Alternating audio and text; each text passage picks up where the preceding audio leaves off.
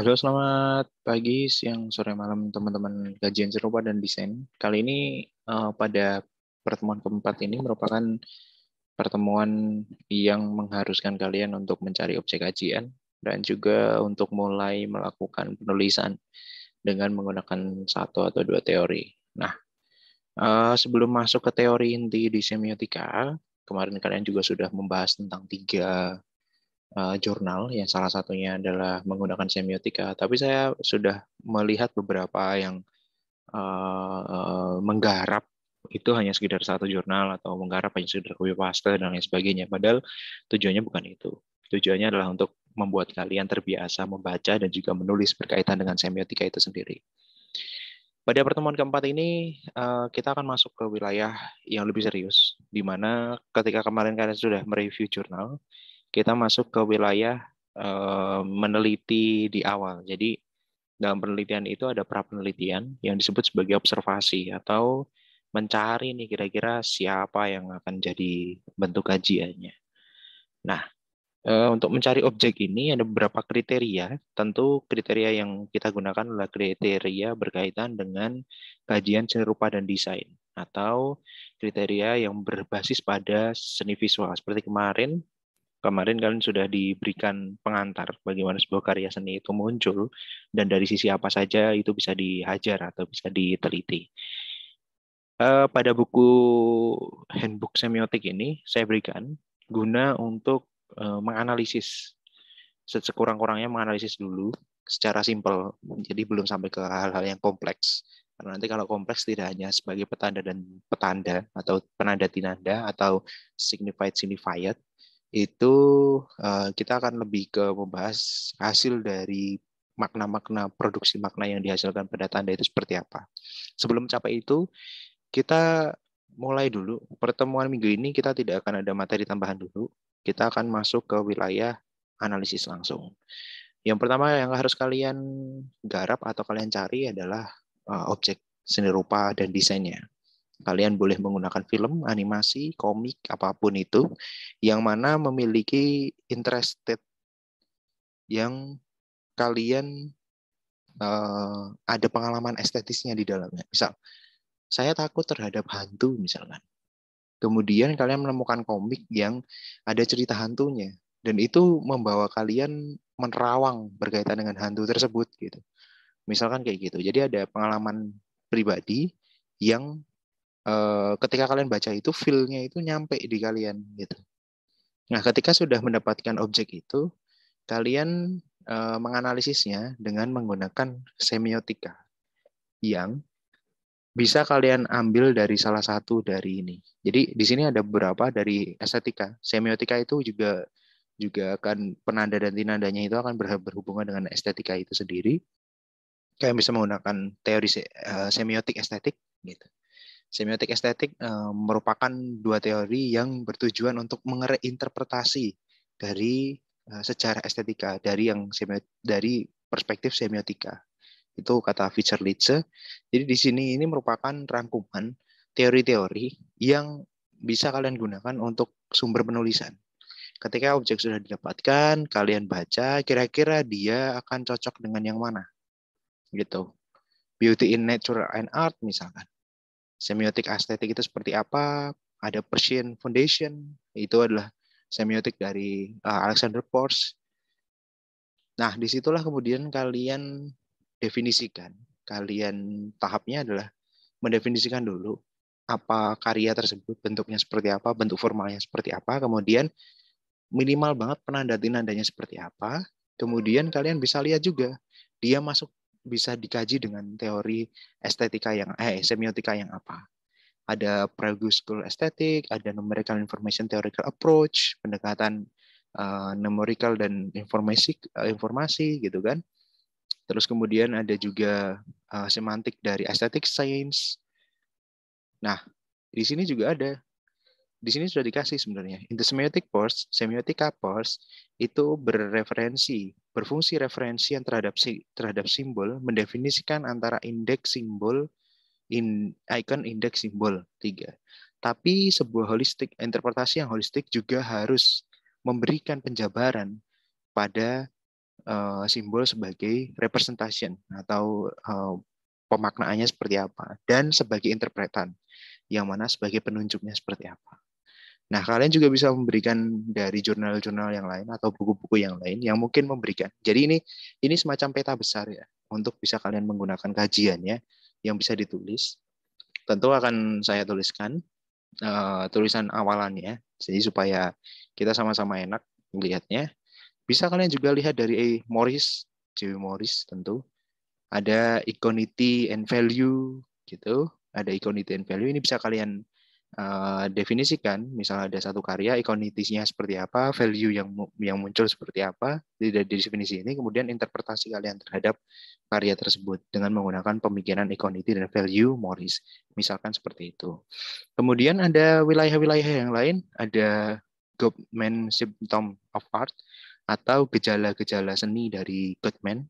Gottman ini salah satu pemikir yang bisa dikelompokkan atau dikarakteristikan di mana estetika kode atau kode estetika atau simbol sistem itu dibagi menjadi 5. Ada sintaksis dictionary, the symbol affinity, articulate, and differentiation. Kemudian semantic density, and the symbols are different by minimal differences, and syntactic replaceness, relative many feature of the symbol are significant.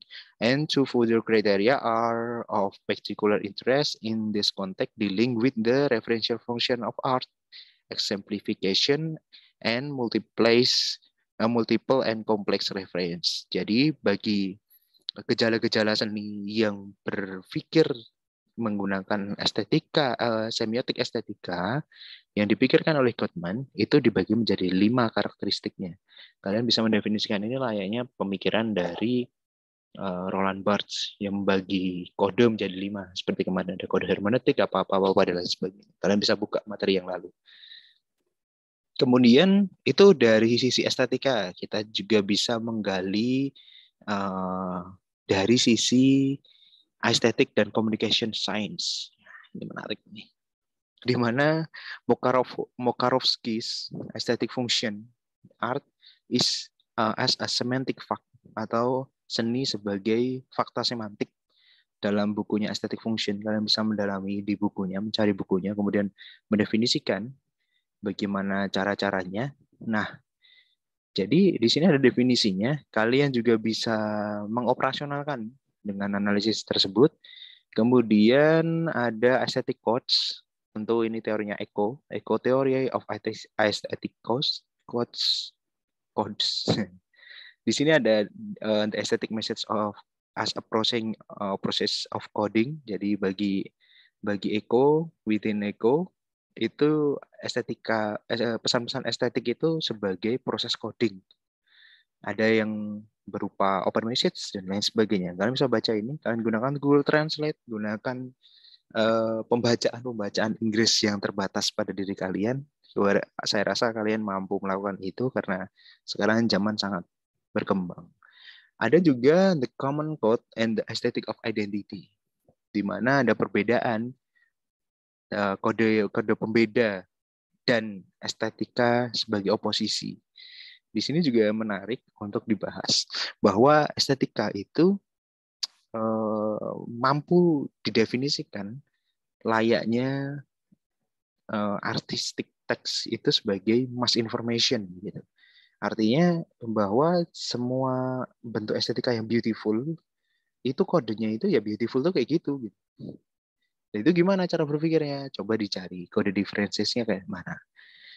Kemudian kalau di atas tadi adalah seni, kita masuk ke wilayah desain. Jadi kalau kalian mengkaji di wilayah objeknya adalah image atau gambar, gimana gambar itu didefinisikan sebagai spectrum of phenomena atau tangkapan dari sebuah fenomena. Spektrum itu wilayah yang khusus dari sebuah fenomena, yang of which many are discussed as well in this handbook, yang mana itu didiskusikan dalam keseluruhan buku ini. Pada titik ini atau pada bagian ini hanya dua spektrum, yaitu gambar dan mental image atau gambar mental. Image and science. Gambar mental tuh kayak gambar foto, kemudian ada poster dan lain sebagainya. Yang image dasarnya dari gambar. Itu beda dengan picture ya. Picture itu juga gambar tapi lebih ke apa namanya? Lebih ke wilayah editing dan lain sebagainya. Tapi kalau image itu wilayahnya sudah ditangkap sesuai dengan realitanya, kan gitu. Atau kalian bisa memiliki definisi sendiri yang bisa kalian jabarkan dalam tulisan. Tentu itu akan menjadi pengetahuan saya, kan? Menarik loh. Saya bisa menambah pengetahuan, kalian juga bisa menambah pengetahuan. Dalam image and science itu kalian bisa menggunakan konsep image and icon, di mana tipologi of image itu ada dibagi menjadi 5. Ada grafik, picture, statue, design. Dan saya katakan tadi kan image berbeda dengan picture karena picture itu masuk ke dalam grafik. Ada optical, mirrors, projection, ada perceptual, sense, data, specimen, apprehensiveness, mental.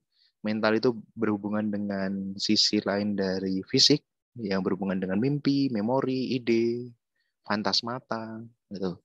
Artinya bentuk-bentuk yang lain. Ada verbal image, metaphor, description, di mana kalian bisa mencari definisinya di Talibat Taulan. Tentu kalian cari sendiri, kan gitu kan. All of the phenomena are traditionally defined by features as a likeness, resemblance of similitude. Owning this characteristic image belong to the class of icon, di mana bagi pemikiran ini, pemikiran semiotik dalam image itu ada pengkelasan-pengkelasan dalam icon-iconnya.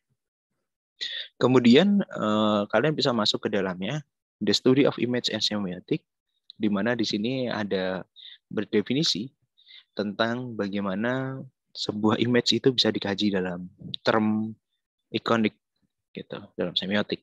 Ikon, kode, dan lain sebagainya.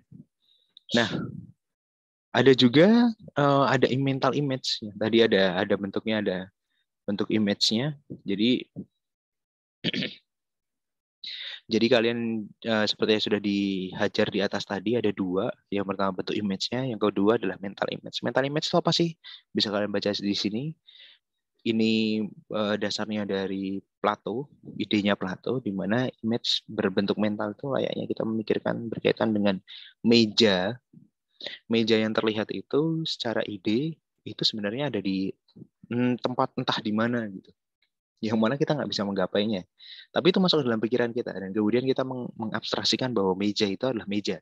Sainsnya itu meja, kemudian signified-nya di mental kita itu meja. Gitu. Nah, mental image itu bisa digarap di wilayah iconic science. Ada empirical heritage, yaitu bentuk-bentuk kopi sebagai external world, atau simulacra. Nah, ini beda lagi. Simulacra itu adalah konsep dari Prof. Ashraf Pialang, ITB, profesor guru besar yang menulis buku yang dilipat, kemudian bentuk-bentuk semiotik yang sangat sangat abstrak, tapi menarik untuk dibahas berkaitan dengan bagaimana pengkopian pemikiran yang ada di dunia sana itu mampu dikopi di dunia nyata dan menjadi sebuah imaji mental yang dipercaya oleh banyak orang menjadi mitos, kata Barthes. Nah, kalian juga bisa menggunakan pemikiran dari Marxis semiotik kan, Klaus. Kemudian Lenin, itu pemikiran-pemikiran Lenin. Ada mental imagery dari wilayah yang lain. Ada meaning as idea, Jadi arti itu sebagai ide, di mana bahasanya adalah Locke. Locke itu kalau nggak salah nama panjangnya John Locke, di mana mental image as meaning of science. Artinya mental image sebagai sebuah tanda yang berarti. Nah, apa aja sih tanda yang berarti? Invisible idea. Kalian bisa mendefinisikan itu. Jadi tanda yang berarti itu seperti apa sih? Gitu kan? Kalian marknya seperti apa? Tanda tanya seperti apa? Kemudian yang signification-nya seperti apa? Kalian bisa menggunakan pemikiran dari Saussure untuk mendefinisikan ini. Kemudian juga kalian the materials picture, ini kalian dari dasar pemikiran Marxis yang Karl Marx tentu menjadi sentralnya dan wilayah sosialis yang menjadi wilayah yang konstruksi berpikirnya. Kalian juga bisa mendefinisikan ini. Jadi caranya adalah dengan kalian melihat dulu fenomenanya yang terjadi seperti apa, kemudian kalian bisa mendefinisikan dengan 1 atau 2 teori di sini. cukup baca aja, kemudian di apa namanya, di translate yang kalian butuhkan, kemudian setelah itu didefinisikan dan ditarik. Yang paling penting itu sebenarnya adalah menarik kesimpulan. Kan konstruksi tulisan itu ada pendahuluan, isi, penutup gitu. Pendahuluannya kenapa kalian memilih itu, kemudian pengalaman estetis apa yang memberi kalian keinginan untuk membahas itu, kemudian isinya masuk ke dalam teoritiknya, teoritik apa yang kalian mau ambil, dan lain sebagainya. Di situ dijelaskan bagaimana mengupasnya, kalian hanya mendeskripsikan, jadi tidak menggunakan metodenya, tidak ribet-ribet dulu, kita deskriptif kualitatif aja, itu sudah sangat berat sepertinya untuk anak S1. Kita ajar itu dulu, baru setelah itu didefinisikan atau dijabarkan bentuk teorinya seperti apa. Kan di sini ada banyak teori nih.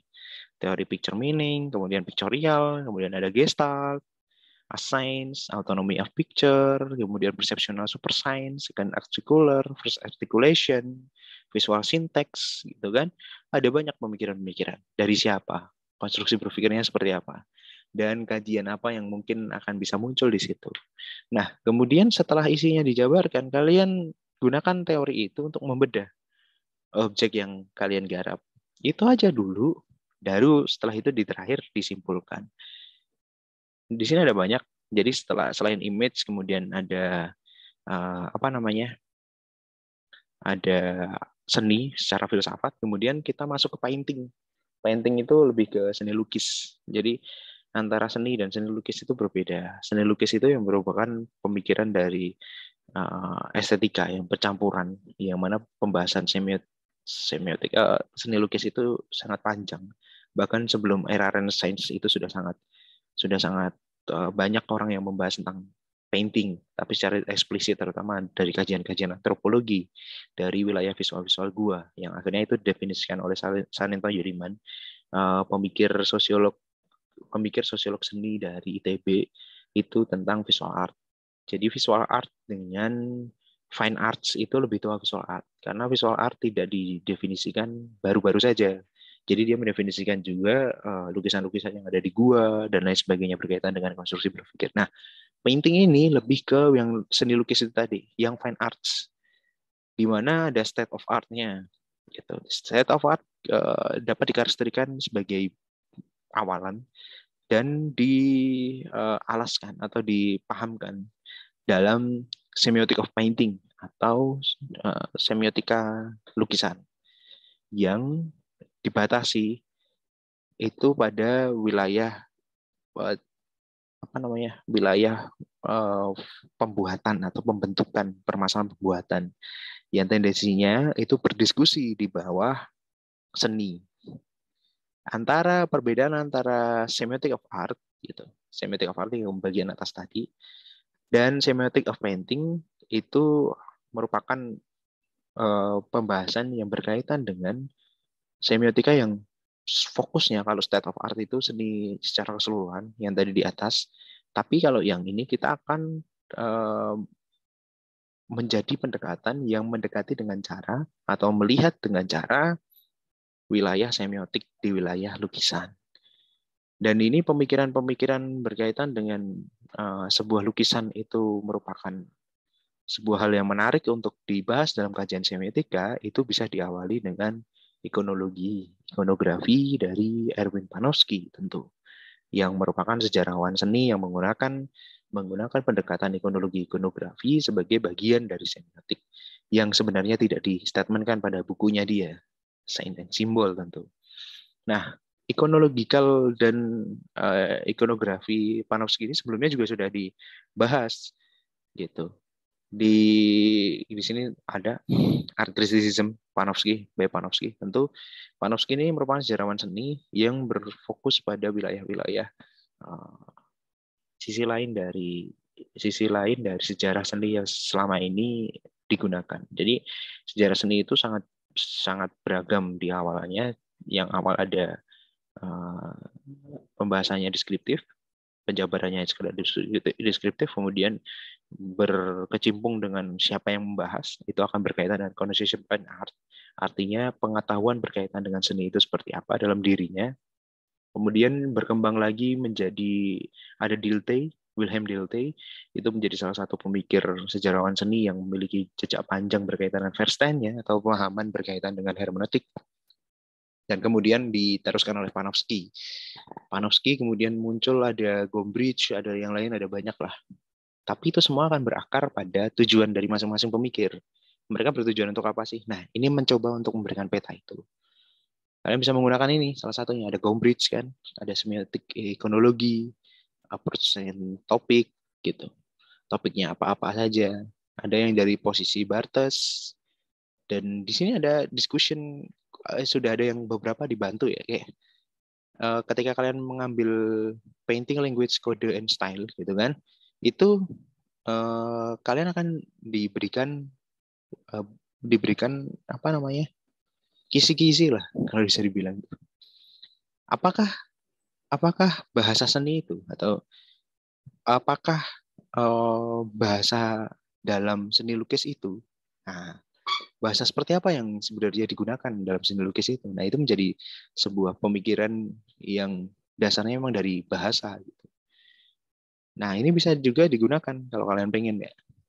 Di mana ada kalian, kalau kalian tertarik pada sisi lukisan, misalnya lukisannya Sujoyono, atau lukisannya Basuki Abdullah, atau lukisannya siapa, kan gitu kan, atau lukisannya Pandi, atau lukisannya pelukis-pelukis sekarang, ada Mas Joko gitu kan, ada Mas Eko, Mas Eko, Mas Eko Supriyono itu salah satu yang membuat dance di Asian Games yang tahun kemarin 2019 kan, 18 atau 19 saya lupa. Mas Eko Supriyono itu membuat koreografi yang gede gitu dan menarik untuk dibahas. Ada Mata Hati dan lain sebagainya, karya-karyanya dia. Penting kalau kayak gitu dilihat secara lebih detail, karena kadang kita ngelihat sesuatu tuh hanya sekedar oh itu ada, oh itu seni, oh itu bukan, dan lain sebagainya. Jadi balik lagi, kalau pendekatannya painting bisa, ada juga fotografi gitu. Kalau berbeda dengan image yang tadi, kalau image itu sudah tersedia, kalau fotografi itu menjadi topik tersendiri, di mana mechanical production yang dibahas oleh Walter Benjamin, Walter Benjamin tentang mechanical production, di mana ini dibahas juga oleh Force dan Barthes tentu. Itu ada struktural semantiknya. Ada fotografi science, fotografi and reality, iconic or arbitrary, to position, diskusi fotografi itu apa yang realistis. Kemudian dia juga cultural relativities, atau ada gejala-gejala relativitas secara budaya yang menekankan pada arbiter. Jadi gini, dalam satu foto, misalkan dalam satu kejadian, misalkan ada upacara gitu kan, ada upacara, kemudian gunungan misalkan ada atau sesuatu yang penting, misalkan ada teori kebudayaan, bukan teori kebudayaan, ada kejadian kebudayaan yang misal memperingati sesuatu, kemudian dia difoto ketika kepala kerbau misalkan itu diletakkan disembah atau di apa namanya, atau di sujuti gitu, kemudian itu menjadi ikon yang sangat sangat kontroversial tentu, bahwa kesyirikan itu akan menjadi sangat sesuatu yang menarik untuk digoreng. Nah, apakah hal-hal yang seperti itu, foto yang menunjukkan itu merupakan foto yang arbitrer gitu, atau yang semena-mena, memberikan perspektif yang hanya sebagian saja. Nah, itulah yang dibahas oleh photographic science, atau dari semiotika dari sisi fotografi. Kalian bisa gunakan iconicity tentu, ada arbitrary, ada Persian on photography, ada indexical of photography, ini bawahnya, ada Glossyman model, kemudian ada photographic message encoder, ada basis paradox, Barthes paradox, ada juga yang film. Kajian semiotika itu sangat luas sekali dan kalian bisa menggunakan sesuai dengan keinginan kalian sebenarnya. Ada research survey, ada film teori, gitu, ada precision, ada film as language, montage as grammar. Montase kalau dalam bahasa Indonesia, montase sebagai grammar. Montase itu kalau kalian di Adobe Premiere, kalian akan menghadapi montage atau menghadapi sequence yang digabung itu jadi montage gitu. Sequences atau potongan-potongan. Nah, di film semiotik ini ada Franco-Italian film semiotik. Itu bagaimana pemikirannya, kalian bisa melihat bahwa ternyata Saussure juga digunakan, strukturalisme Saussure, atau kalau kita belajar sih, penanda dan tiranda Saussure itu masih menjadi dasar untuk pemikiran dari semiotik film, dari formalisme dan lain sebagainya. Ada film communication dan lain sebagainya. Ini ada banyak ya, bisa kalian ambil wilayahnya. The language of object nonverbal aids consists of science or consists of set of filmic representation. Pembahasan semiotika itu tidak akan jauh-jauh dari representasi atau penafsiran dari siapa yang meneliti. Dan begitulah. Jadi ini ada banyak sekali yang bisa kalian gunakan. Ada komik juga, tadi kan saya juga bisa katakan. Jadi selain ada film, ada fotografi, ada komik, ada cover semua ini mah. Kan gitu kan, ada graphic elemen, ada color, ada panel, ada segmentation. Di mana ada non-verbal communication tentu. Ada graphic reduction and hyperbole, tentu di komik itu ada ya sesuatu kayak Naruto mengeluarkan Rasengan Shuriken itu kan, kalau di komiknya itu kayak gede banget gitu kan. Tapi ada hiperbolnya di situ. Tapi direduksi. Direduksinya seperti apa? Ketika ketemu ya, ketika kita ngobrol doang gitu. Misalnya ini panel panel apa namanya? Panel ngomong nenet, kemudian dari sini panel nenet dan sebagainya. Itu kan mereduksi sebenarnya. Kita nggak tahu kondisinya di situ seperti apa. Kemudian misalkan seperti Uchiha Uchiha Madara gitu kan, itu bermaksud untuk menghancurkan desa Karna pada dan sebagainya. Jadi hanya sepotong. Atau ketika Attack of Titan Eren itu kemudian menjadi jahat itu kenapa dan lain sebagainya. Apakah karena memang apa namanya, Attack of Titan itu karena memang Eren itu memiliki motivasi untuk seperti Titan yang sebenarnya gitu kan, di mana bangsanya dia itu sebenarnya adalah bangsa yang tertindas dan lain sebagainya. Nah, itu bisa digarap bagaimana nonverbalnya. Ada bahasa juga dalam komik. Jadi kalian bisa lihat konsep-konsep ini, konsep ya. Jadi 4.1 ini subkonsep.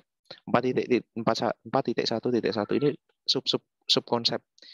Konsep, subkonsep, subkonsep. Jadi konsep itu terdiri dari subkonsep atau kerangka pembentuk konsep. Dimana kalau kita menggunakan bahasa, misalkan ya ini dibahas, ini dibahas, ini dibahas, ini dibahas. Nah, 4 minimal 2 ini dulu, 4.1 ini dan 4.2. Minimal ini satu termin. Kalau bisa 3, termin 3 ini 4.1.1 ini berarti kalian cukup memahami bagaimana bentuk narasinya. Kan gitu kan. Ada komik as naratif, ada yang funny dan lain sebagainya. Dan ini yang menjadi yang terakhir. So, kajian yang mungkin bisa digarap yaitu advertising atau periklanan. Di mana iklan-iklan kita sudah kenalan dari kalian semester 1, dan itu merupakan interdisciplinary connection. Artinya ada kajian-kajian yang memang lebih luas di iklan yang bisa dijadikan di situ.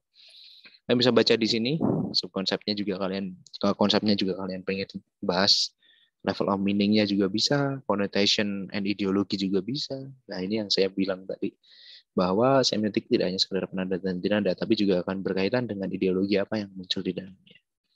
Kita akan tentu kita ketika melihat Mars Perindo itu merupakan ideologi penarik orang untuk hafal di luar pikiran sebagai sebuah penanda dan tinanda. Apapun itu, silakan untuk mencari objek, kemudian menganalisis dengan 3 subbit tersebut. Ada pendahuluan, ada isi, dan ada kesimpulan yang berupa kata-kata kalian sendiri. Jangan copy paste, tulislah, ketiklah sendiri. Waktu kalian mengerjakan adalah 1 minggu.